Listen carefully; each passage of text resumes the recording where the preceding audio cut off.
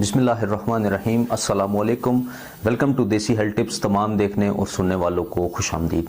दोस्तों, आज की इस वीडियो में मैं आपको बताने वाला हूं एक बहुत ज़बरदस्त इलाज। जैसा कि मैंने कल एक एलानिया वीडियो बनाई थी, उसमें मैंने आपको बताया था कि मैं आज आपको एक ऐसा ज़बरदस्त और ऐसा यानी कि नफ्स को तगड़ा और बिल्कुल सख्ती बिल्कुल ला देगा और लागरपन ख़त्म कर देगा हमेशा हमेशा के लिए। और ऐसा ज़बरदस्त नुस्खा आप लोगों के लिए लेकर आ रहा हूँ कि आपकी सोच से भी बाहर है।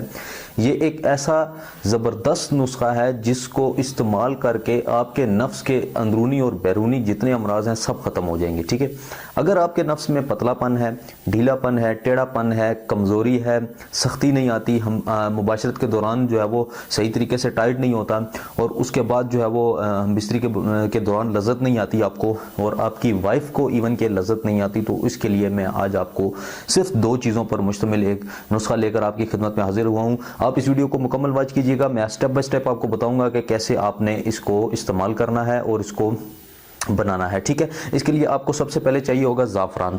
ये आपकी खिदमत में मैंने ज़ाफ़रान सिर्फ 1 ग्राम लेकर रखा हुआ है। 250 रुपये का 1 ग्राम मिला है मुझे। ठीक है, ये 1 ग्राम मैंने ज़ाफ़रान लिया है ये, और उसके बाद आबे अदरक लिया है, अदरक का पानी मैंने ले लिया है। ठीक है, ये सिर्फ 2 चीज़ें इस्तेमाल होंगी।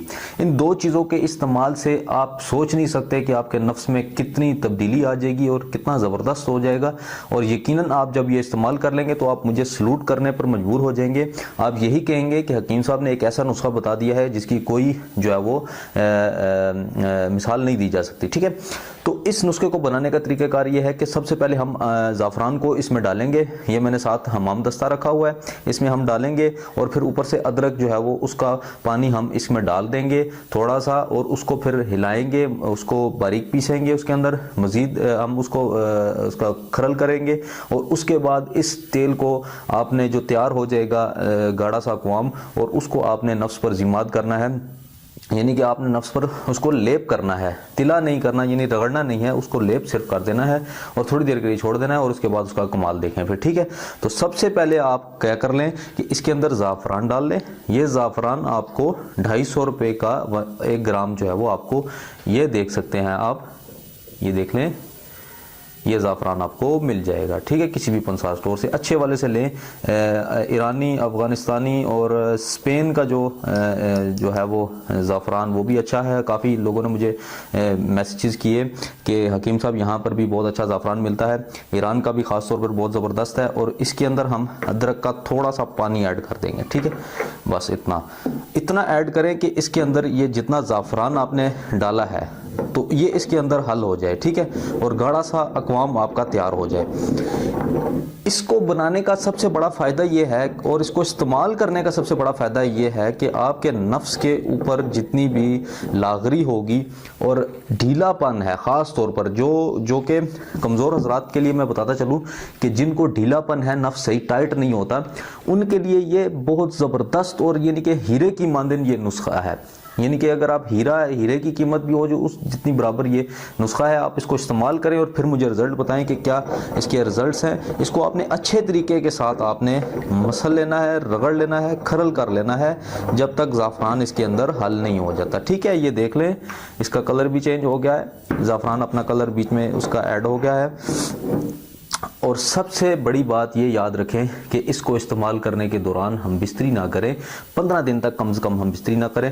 15 दिन इसको इस्तेमाल कर लें, लेप करें, और आधे घंटे बाद इसको साफ़ कर लें। अगर नहीं साफ़ करते तो भी कोई मसला नहीं, रात को इस्तेमाल कर सकते हैं तो रात को इस्तेमाल करें, या दिन को इस्तेमाल कर सकते हैं तो दिन को करें, सुबह कर सकते हैं, किसी भी टाइम इसको इस्तेमाल कर सकते हैं। इसमें कोई कपड़ा इसके ऊपर ना चढ़ाएं, इसको सिर्फ लेप कर दें और थोड़ी देर के लिए छोड़ दें। ठीक है, ये खुश्क हो जाएगा, अंदर उसके जज्ब हो जाएगा, और उसके बाद आप अपने रोज़मर्रा जो काम है वो आप कर लें। खास तौर पर अंडरवेयर मत पहने इसके दौरान। ठीक है, अंडरवेयर से नफ्स जो है वो छोटा हो जाता है और उसके जो लेंथ है वो ग्रोथ छोटी हो जाती है और टेढ़ापन इसमें शुरू हो जाता है। ठीक है, क्योंकि नफ्स का झुकाव होता है अंडरवेयर के नीचे की तरफ, तो नफ्स यहीं पर झुक जाता है टेढ़ा।